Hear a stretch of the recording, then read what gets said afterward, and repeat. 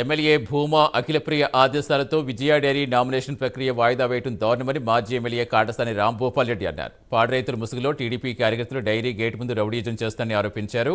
అధికారం ఎవరికీ శాశ్వతం కాదని, ప్రజలకు మేలు చేయాలి తప్ప కీలు చేయకూడదని రాంభూపాల్ రెడ్డి అన్నారు.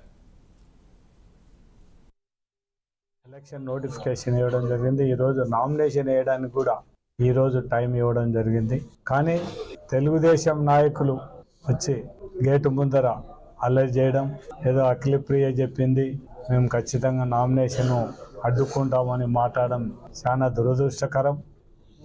దాంతోపాటు ఆడ వచ్చి ధర్నా చేసే వాళ్ళందరూ కూడా పాల ఉత్పత్తిదారులు, పాలు పోసే రైతులైతే పర్వాలేదు, కానీ బయట నుంచి తెలుగుదేశం నాయకులను, వాళ్ళ కార్యకర్తలను, వాళ్ళను ఇంకొకరిని రౌడిజం చేయాలనే ఉద్దేశంతోనే వచ్చి గేటు దగ్గరకు వచ్చి బెదిరించి ఎవరిని నామినేషన్ వేయనీయమని చెప్పడం వరకు ఇది మాత్రం చాలా దురదృష్టకరం.